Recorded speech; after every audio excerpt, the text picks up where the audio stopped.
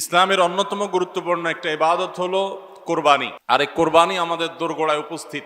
আমরা অনেকে ইনশাআল্লাহ আল্লাহর নির্দেশ পালনার্থে কোরবানি করব। আল্লাহ বলেছেন, ফাসাল্লি লিরাব্বিকা ওয়ানহার, তুমি তোমার রবের নির্দেশে সালাত আদায় করো এবং কোরবানি করো। এই কোরবানির ইবাদত এমন একটি ইবাদত, এই ইবাদতের প্রতি আমাদের দেশের মানুষের আগ্রহ অন্যান্য ইবাদতের তুলনায় একটু বেশি। আলহামদুলিল্লাহ, তুলনামূলকভাবে অন্য অনেক ইবাদতের চাইতে কোরবানি করার ব্যাপারে আমাদের আগ্রহ একটু বেশি। এটার বিশেষ কারণ আছে। অন্যতম বড় যে কারণ সেটি হলো যে এটাকে আমরা উৎসব এবং কালচার হিসাবে নিয়েছি। সন্দেহ নেই এটা উৎসব, সন্দেহ নেই এটি কালচার, কিন্তু এটার প্রধান উদ্দেশ্য যদি ইবাদত না হয় তাহলে সেই আমল, সেই ইবাদতের, সেই ভালো কাজের বিনিময় আল্লাহর কাছে আশা করা যাবে না। সম্মানিত ভাইয়েরা, যেহেতু কোরবানি আমাদের সামনে চলে আসছে, এই জন্য আমাদের কোরবানিকে অর্থবহ করবার জন্য আমরা আজকে কয়েকটি গুরুত্বপূর্ণ বক্তব্য, গুরুত্বপূর্ণ কয়েকটি নির্দেশনা দিতে চাই। প্রথম কথা হলো যে আমাদের কোরবানির উদ্দেশ্য যদি হয় ফ্রেশ গোশত আহরণ করা, আমাদের কোরবানির উদ্দেশ্য যদি হয় সমাজের মানুষের সামনে নিজের ইজ্জত রক্ষা করা, প্রতি বছর কোরবানি দেই, এবছর না দিলে মানুষ কি বলবে, বাচ্চারা কার মুখের দিকে চেয়ে থাকবে, আত্মীয় স্বজন, নতুন আত্মীয় স্বজন কি মনে করবে, এ সকল উদ্দেশ্য যদি আমাদের কোরবানির পেছনে কাজ করে তাহলে সেই কোরবানি আল্লাহর কাছে মাকবুল বা গ্রহণযোগ্য কোনো কোরবানি হবে না। কোরবানি প্রসঙ্গে আল্লাহ রাব্বুল আলামিন বলেছেন, ইন্নামা ইয়াতাকাব্বালুল্লাহু মিনাল মুত্তাকিন, আল্লাহ তাআলা শুধুমাত্র মুত্তাকিদের ত্যাগ, তাদের উৎসর্গ, তাদের কোরবানি, তাদের স্যাক্রিফাইস, এটা আল্লাহ তাআলা কবুল করবেন। অতএব যাদের ভিতরে তাকওয়া নাই তাদেরটা আল্লাহ তাআলা গ্রহণ করবেন না, কবুল করবেন না। আমরা যে আয়াত পড়েছি সেই আয়াতও দেখেছি, আল্লাহ রাব্বুল আলামিন ইরশাদ করেছেন যে আমাদের কোরবানির রক্ত, আমাদের কোরবানির পশুর গোশত, এর কিছুই কি আল্লাহর কাছে যায়? কিছুই আল্লাহর কাছে যায় না। অন্য সব ইবাদত, আর্থিক ইবাদত, এটার ফিডব্যাক আমাদের কাছে আসে না সাধারণত। আমরা যখন দান সাদাকা করি, দান সাদাকা করলে ওইটা কি নিজে খাওয়া যায়? যখন দান করি, সাদাকা করি, তখন ওইটা আল্লাহর তরফ থেকে গরিবদেরকে দিয়ে দিতে হয়, নিজে খাওয়া যায় না। কোরবানি এমন একটা ইবাদত যে আমরা কোরবানি করার সময় বললাম বিসমিল্লাহি আল্লাহু আকবার, আল্লাহুম্মা লাকা মিনকা ওয়া লাক, আল্লাহ আপনার পক্ষ থেকে পেলাম এবং আপনার উদ্দেশ্যেই কোরবানি করলাম বলতেছি। তো আল্লাহর উদ্দেশ্যে দিয়ে দেওয়ার পর নিয়ম হলো আল্লাহর বান্দাদের মধ্যে গরিব যারা, দুঃখী যারা, তাদেরকে দিয়ে দিব। এটাই তো সাদাকার নিয়ম, দানের নিয়ম। কিন্তু কোরবানি এমন একটা ইবাদত যে ইবাদত আমি আল্লাহর উদ্দেশ্যে করলাম, আল্লাহকে খুশি করার জন্য জবে করলাম, কিন্তু গোশতটা আবার আল্লাহ আমাকে খাওয়ার অনুমতি দিয়েছেন। এটা অন্য ইবাদতে নাই। এখন এই ইবাদতে যদি গোশত খাওয়াটা মুখ্য হয়, গোশত আহরণ করা মুখ্য হয়, সমাজে মানুষের কাছে মুখ উজ্জ্বল করা মুখ্য হয়, আসল উদ্দেশ্য যদি হয় দুনিয়াবি বা পার্থিব বিষয় আশয়, আসল উদ্দেশ্য যদি হয় শো অফ করা, আসল উদ্দেশ্য যদি হয় মানুষকে দেখানো, আসল উদ্দেশ্য যদি হয় আত্মীয় স্বজনের কাছে মুখ রক্ষা করা, বাচ্চা কাচ্চা কার দিকে চেয়ে থাকবে, সেটা যদি উদ্দেশ্য হয় তাহলে এটা ইবাদত হবে না। এজন্য কোরবানির আগে সর্বপ্রথম যে বিষয়টি খুব জরুরি সেটা হলো আমাদের উদ্দেশ্যগুলোকে একটু ঝালাই করে নেওয়া, আমাদের উদ্দেশ্যগুলোকে একটু রিচেক করে নেওয়া। আমরা কেন কোরবানি করব? আমাদের কোরবানির উদ্দেশ্যটা কি? যদি শুধুমাত্র আল্লাহর সন্তুষ্টি উদ্দেশ্য হয় আর সে উদ্দেশ্যে আমি কোরবানি করি, গোশত আমার মুখ্য না, তাহলে সেক্ষেত্রে একটা গরু আমি যে দামে কিনেছি বাজার দর তার চাইতে আরো অনেক কম, তাহলে আমার আফসুস হওয়ার কথা না। কারণ আল্লাহ তাআলা সওয়াব দেওয়ার সময় গোশত কয় কেজি হয়েছে সেই হিসাবে দিবেন, নাকি আমি কি পরিমাণ টাকা আল্লাহর রাহে খরচ করলাম সেই পরিমাণ দিবেন? আমার খরচ করা টাকা আল্লাহর উদ্দেশ্যে যদি এটা নিয়োগ করে থাকে তাহলে 1 লক্ষ টাকার গরু আপনি কোরবানি দিচ্ছেন, নিয়ত যদি সহি হয়, বিশুদ্ধ হয়, দুনিয়াবি কোনো ধান্দা যদি না থাকে, তাহলে আল্লাহ তাআলা সওয়াব কি 1 লক্ষ টাকার দিবেন, নাকি ওই গরুটার দাম বাজারে 80,000, আপনি কিনছেন 1 লাখ, তাহলে আল্লাহ বলবেন না তুমি কেন বেশি দিয়ে কিনছো, ওইটার দায়িত্ব তোমার, আমি 80,000 সওয়াব দেব? এমন হবে? কিন্তু তারপরেও আমরা কোরবানির পশু কেনার পর দেখা যায় ওইটা নিয়ে আমাদের অনেকের হেজিটেশন থাকে, আফসোস থাকে। হ্যাঁ, সন্দেহাতীত ভাবে আপনি মার্কেটে যে গরুর বাজারে যে মূলামূলি করে উপযুক্ত ন্যায্য মূল্যে আপনি কিনবেন, অতিরিক্ত দাম কোনো যৌক্তিক কারণ ছাড়া আপনি কসাইকে বা গরু বিক্রেতাকে কেন দিবেন? সেটা দেওয়ার কোনো যুক্তি নাই। আপনি অবশ্যই মূলামূলি করে ন্যায্য মূল্যে কেনার চেষ্টা করবেন, কিন্তু কেনার পর এর দাম কত হইলো না হইলো, গোশত কয় কেজি হলো, পার কেজি কত পড়লো, তাতে লস হইলো না লাভ হলো, এগুলা সবগুলো প্রমাণ করে যে কোরবানির উদ্দেশ্যে ভেজাল আছে। ভাইরা আমার,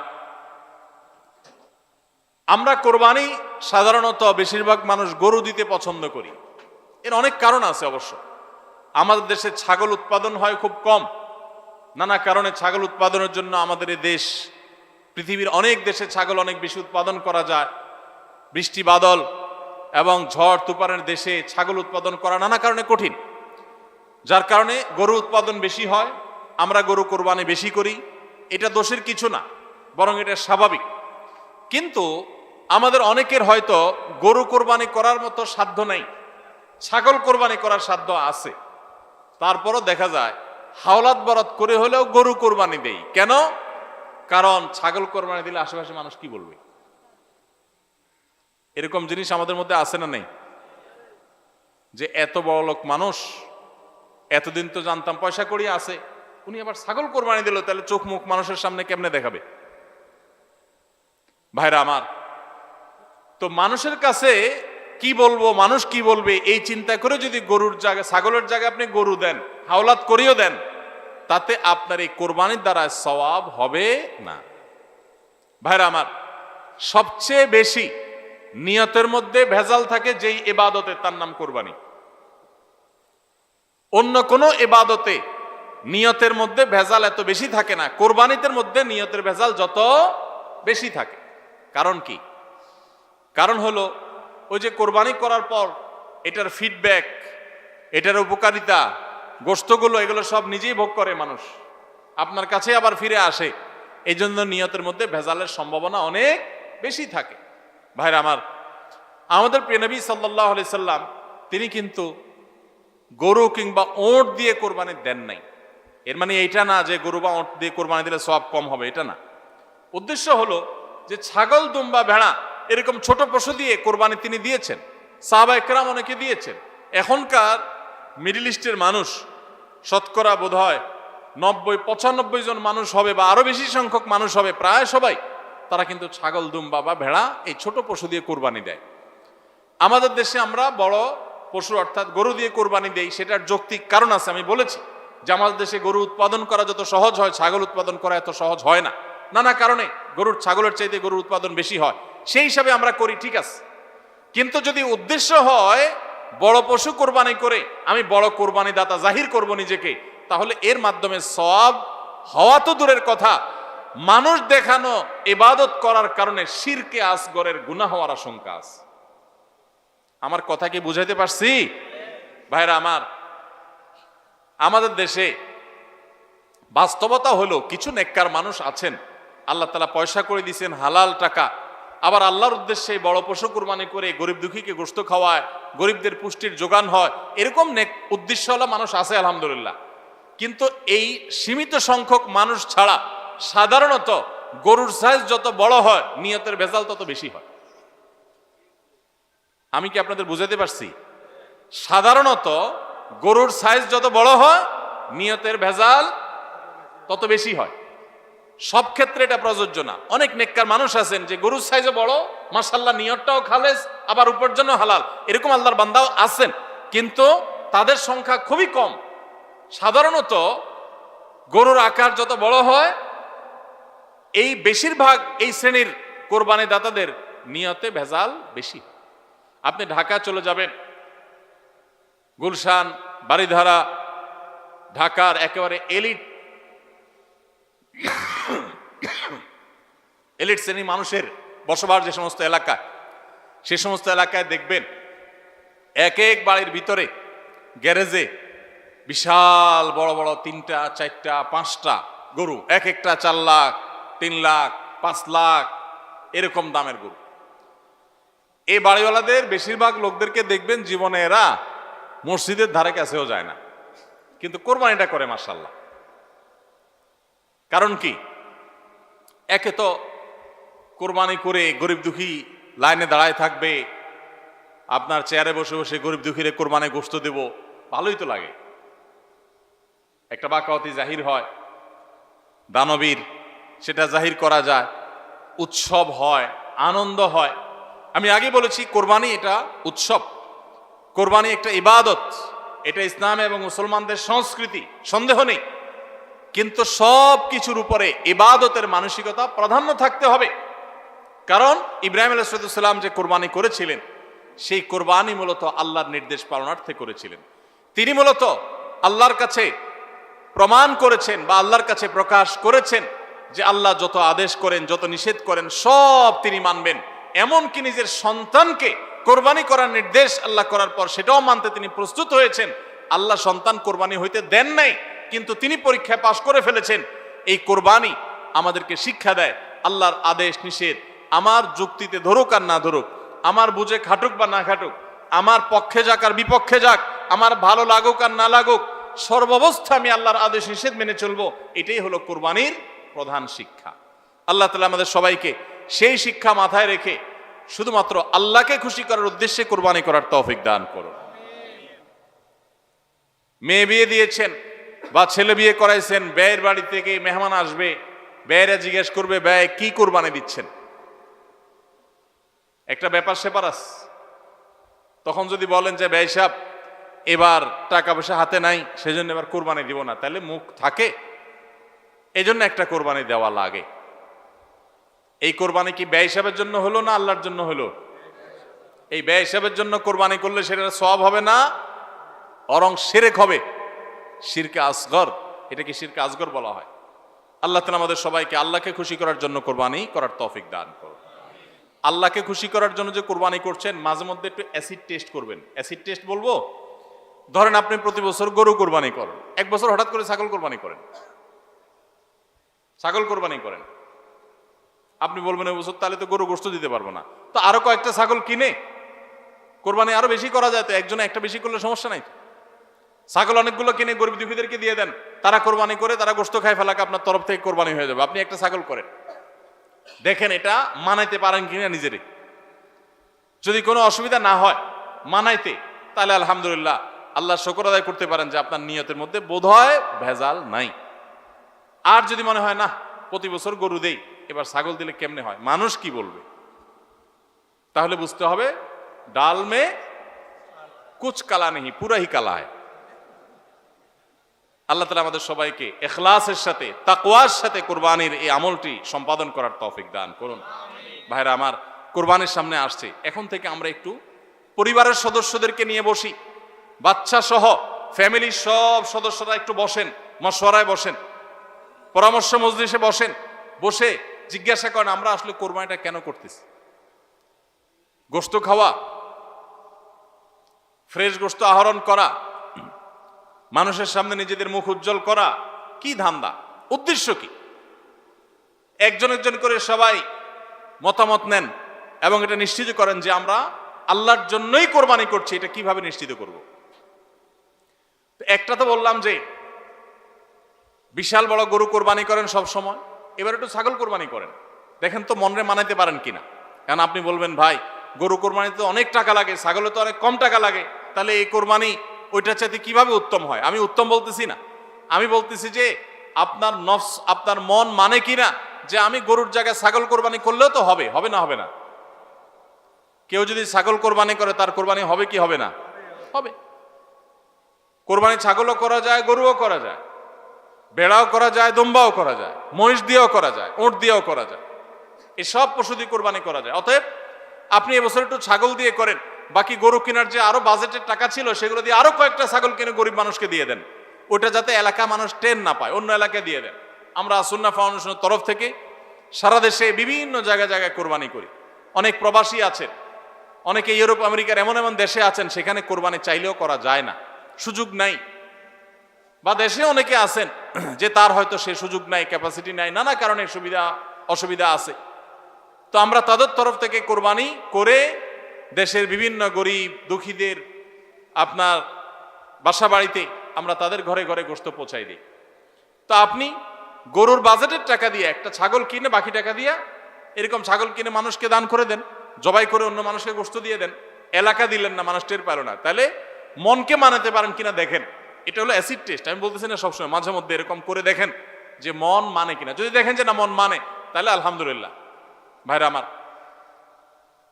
আর একইভাবে মাঝে মধ্যে আমার কোরবানি আমি জবাই করলাম, গোশত সব দিয়ে দিলাম, ফ্রিজে খুব একটা ভরলাম না, অল্প স্বল্প রাখলাম।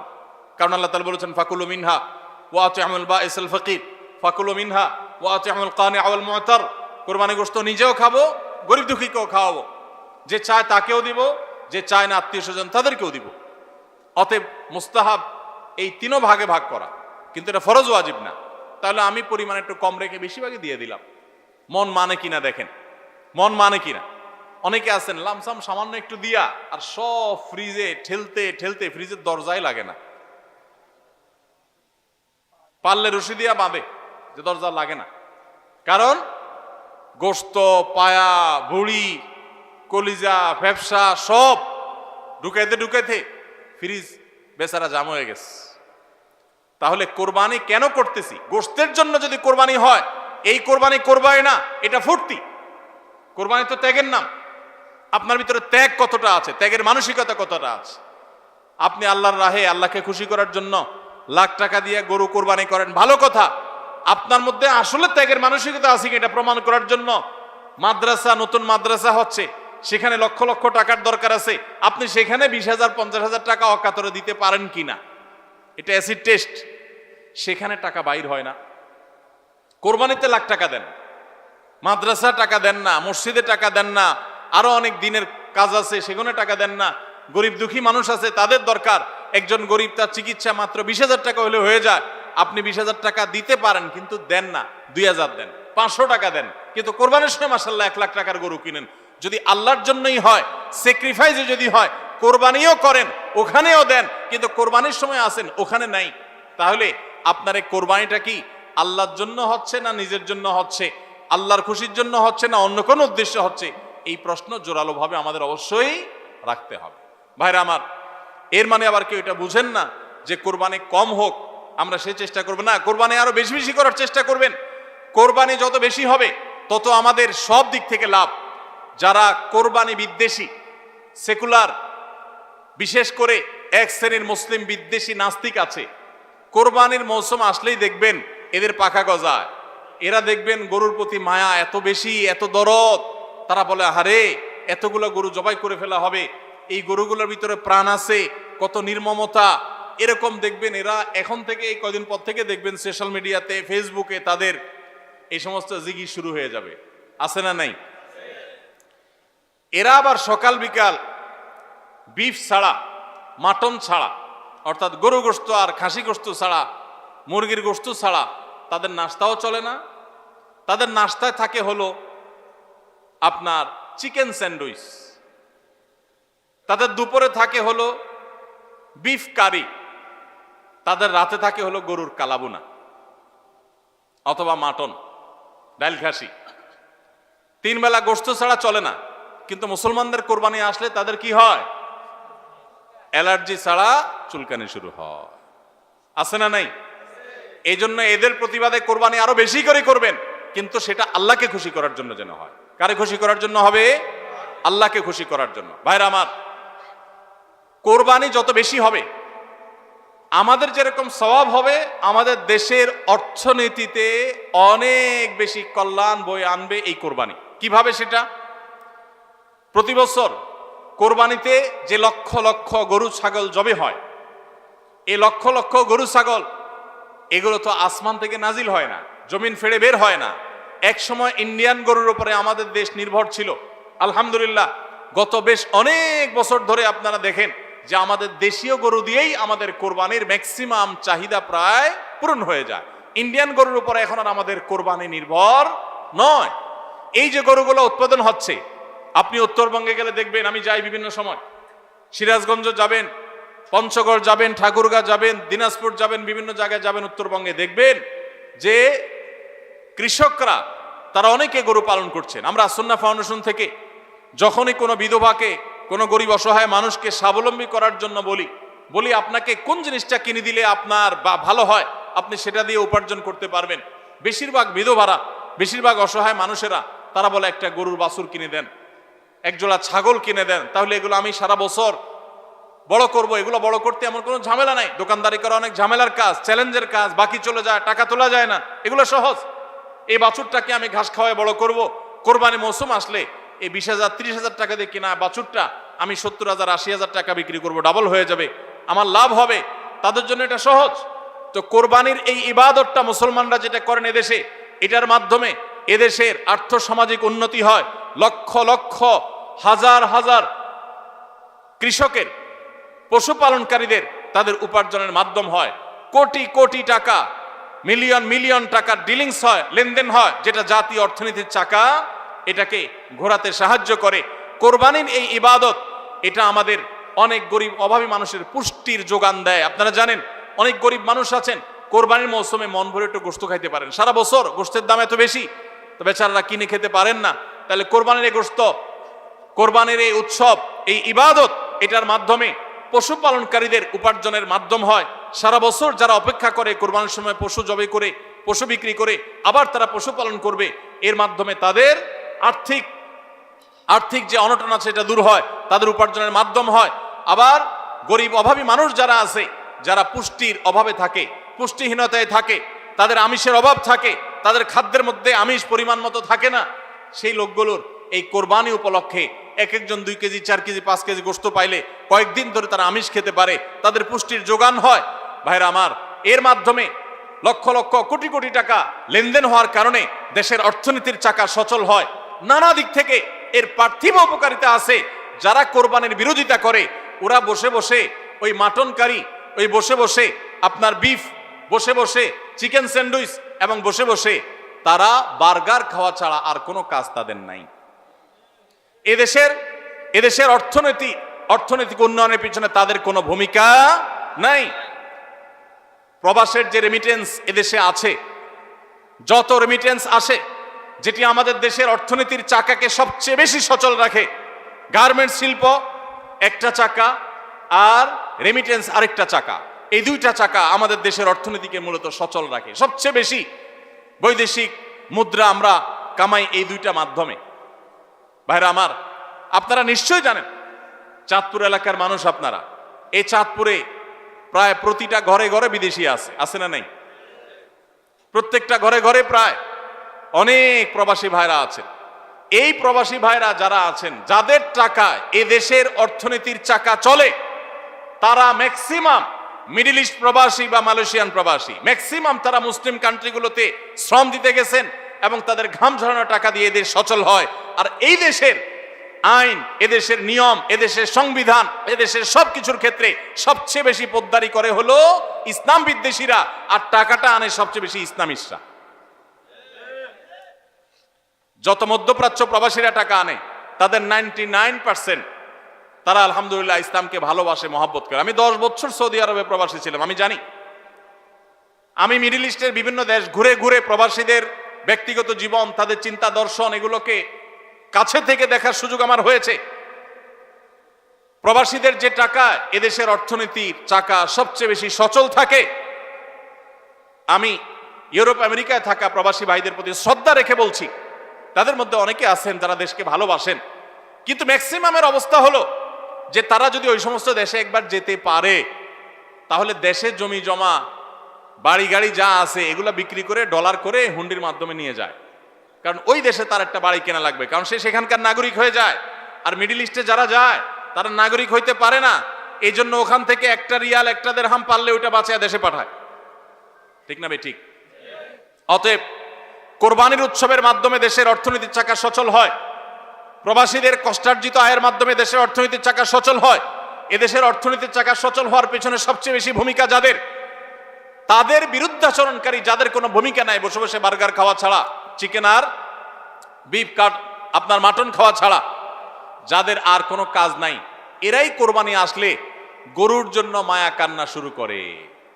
এজন্য এদের প্রতিবাদে আরো বেশি বেশি করে কোরবানি করবেন। আপনাদেরকে কোরবানি কম করতে বলি নাই, কিন্তু কোরবানির উদ্দেশ্য যেন হয় আল্লাহকে শুধু খুশি করা, সেটা নিশ্চিত করতে হবে। সবাই চেষ্টা করবো তো ইনশাআল্লাহ? আল্লাহ আমাদের সবাইকে আল্লাহর উদ্দেশ্যে কোরবানি করার তৌফিক দান করুন। তাহলে কোরবানি আসার আগে আগে নিজেকে নিজে জিজ্ঞাসা করবেন, পরিবারের সদস্যরা বসে নিজেদের মধ্যে পর্যালোচনা করবেন যে আমরা কোরবানিটা কেন করছি, আমাদের উদ্দেশ্যটা কি।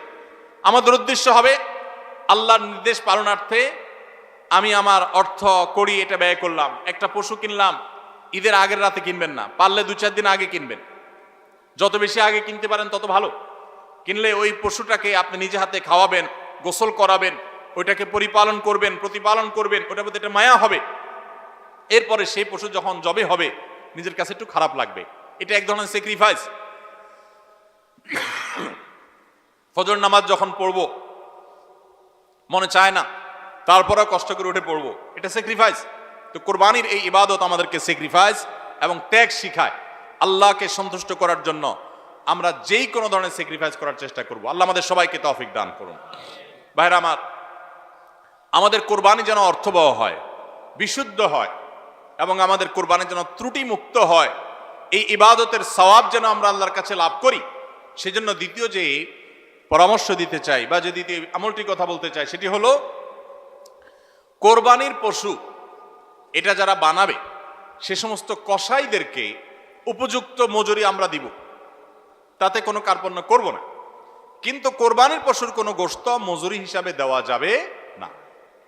কোরবানির পশুর গোশত যদি মজুরি হিসাবে দেন তাহলে সেটা জায়েজ হবে না, আপনার কোরবানি হবে না। কোরবানির পশুর গোশত এটা যে কসাইরা বানায়, সে কসাইদেরকে কোরবানির পশুর গোশত থেকে কিছু দেওয়া যাবে না। এখন আপনি বলবেন, ভাই কেমন কথা, যেই বেচারা কোরবানির পশুটা জবে করলো, সরি গোশতটা প্রস্তুত করলো, চামড়াটা ছিললো, এত কষ্ট করে বানাইলো, গোশতগুলো সব নিয়ে বাসাতে উঠে যাবো আর তার কিছুই দিব না, কেমন হয়? দেখতে মনে হচ্ছে এটা অমানবিক না? আসলে কাহিনী ভিন্ন। কাহিনী কি? কাহিনী হলো কোরবানির পশু আমরা যখন জবাই করলাম বিসমিল্লাহ আল্লাহু আকবার আল্লাহুম্মা মিনকা ওয়ালাক, এটা যখন জবাই করলাম আল্লাহর নামে, তখন এই পশু আল্লাহর নামে জবে হয়ে গেছে। এটা মূলত যেটা বললাম গরিব দুঃখীকে দেওয়ার কথা। কারণ আমরা যখন যাকাত দেই, সাদেকা দেই, তখন কি ওটা নিজে খাইতে পারি? আর তাহলে কোরবানির গোশত তো খাইতে পারার কথা না, কিন্তু আমরা খাইতে পারতেছি কেন?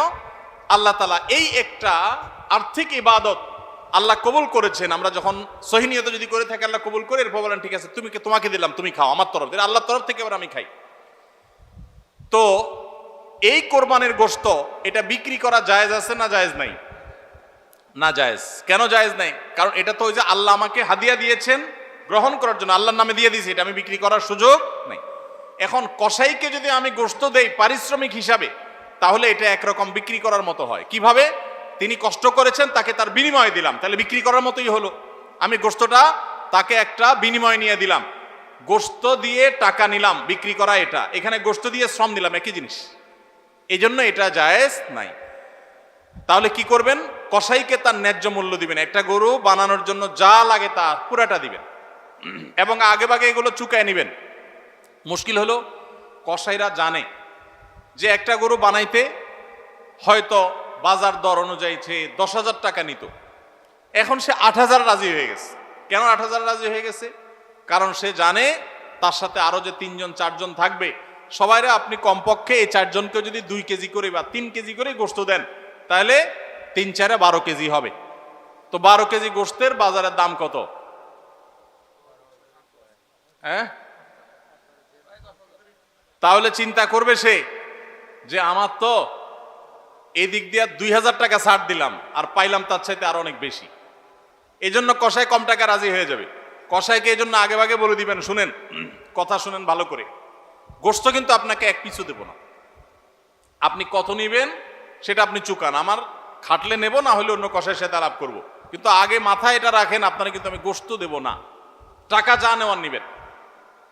নবী করিম সাল্লাল্লাহু আলাইহি সাল্লাম আলী রাদিয়াল্লাহু আনহুকে এটা বলে দিয়েছেন, কোরবানি করার সময় বলে দিয়েছেন, দেখো কসাইকে কিন্তু কোরবানির গোশত দিবা না। কোরবানির গোশত শুধু না, কোরবানির পশুর কোনো কিছু বিনিময় সে দিবা না, তাকে টাকা দিবা আলাদা, যত টাকা লাগে সেটা দিবা, গোশত দিবা না, তাহলে বিনিময় হয়ে যাবে, এটা জায়েজ হবে না, তোমার কোরবানি হবে না।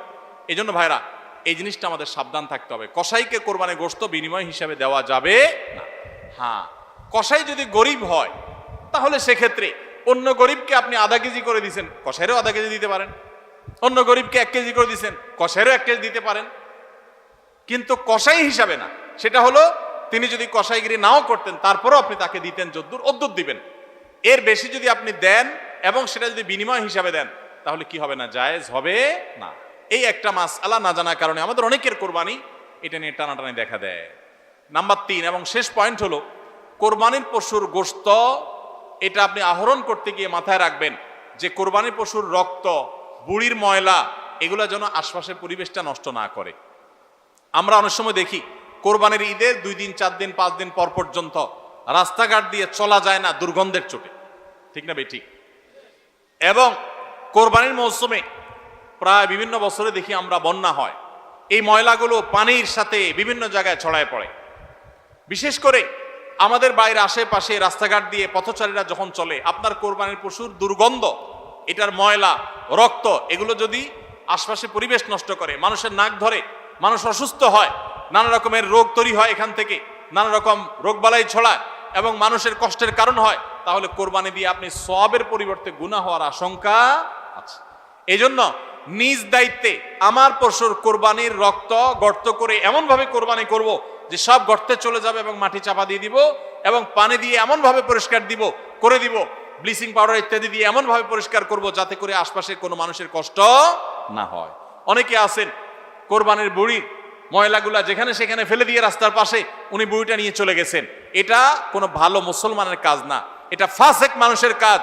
নবী করিম সাল্লাল্লাহু আলাইহি সাল্লাম ঈমানের শাখা বলতে গিয়ে বলেছেন ইমাতাতুল আযা আনিত তরিক, ঈমানের একটা শাখা হলো রাস্তায় এমন কিছু যদি কেউ কষ্ট ফেলে রাখে যেটাতে আরেকজনের কষ্ট হয়, সেটা আপনি আরেকজন ফেললে আপনি সরাই দিবেন, এটা হলো ঈমানের দাবি। আর আপনি নিজে যদি ফালান সেই জিনিসটা, যে জিনিসটা মানুষের কষ্ট হয়, তাহলে এটা তো কুফরির অঙ্গ হবে।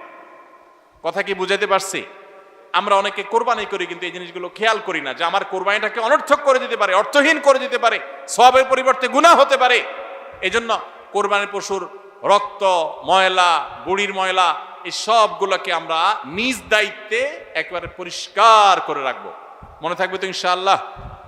আল্লাহ তাআলা আমাদের সবাইকে কোরবানির এই ইবাদতকে আল্লাহকে সন্তুষ্ট করবার উদ্দেশ্যে খালেস এবং বিশুদ্ধ নিয়তে, সহি নিয়তে এবং এই কোরবানিকে আল্লাহ তাআলা বিশুদ্ধ উপায়ে আমাদেরকে সবাইকে সম্পাদন করার তৌফিক দান করুন। আমাদের কোরবানির পশুর রক্ত বা পশুর কোনো কিছু দুর্গন্ধ বা কোনো কিছু, কোনো ময়লা যেন পরিবেশকে দূষিত না করে, মানুষের কষ্টের যেন কারণ না হয়। আল্লাহ তাআলা আমাদের সবাইকে সে বিষয়গুলোকে মেনে চলার তৌফিক দান করুন। কে কত ভালো কোরবানি করলেন, কে কত ভালো মুসলমান, দায়িত্বশীল মুসলমান, এটা বোঝা যাবে কোরবানির পর পশু যেখানে কোরবানি করেছেন আশেপাশে কোনো জায়গায় কতটা পরিষ্কার আছে না আছে, এটার উপরে। এটা হলো মিটার, এটা দিয়ে মাপা যাবে যে আপনি মুসলমান, ইসলাম কতটা বুঝছেন। শুধুমাত্র জবাই করলেন আর গোশত খাইলেন ইবাদত হয়ে গেল, এত সোজা না। আল মুসলিমু মান সালিম আল মুসলিমুনা মিন লিসানিহি ওয়া ইয়াদিহি, যার হাত মুখ দ্বারা অন্য মুসলমান নিরাপদ থাকে সেই মুসলমান। আপনার জবাই করা পশুর রক্ত, এটার গন্ধ কয়দিন পরে ছড়াচ্ছে, শুকায় রক্ত গন্ধ বাইর হয়েছে, ময়লা আছে সেগুলো গন্ধ বাইর হয়েছে, তা অন্য মানুষের কষ্ট হচ্ছে, আপনি মুসলমান হতে পারলেন না, আপনার এটা ইবাদত হলো না। এই জন্য এই একটা বিষয় মনে হতে পারে ছোট্ট বিষয়, এই ছোট্ট বিষয়টাই কিন্তু আমাদের ইবাদতকে নষ্ট করে দিতে পারে। আমরা সবাই খেয়াল করবো তো ইনশাআল্লাহ। আল্লাহ তাআলা আমাদের সবাইকে আমল করার তৌফিক দান করুন। জাযাকুমুল্লাহ খাইর।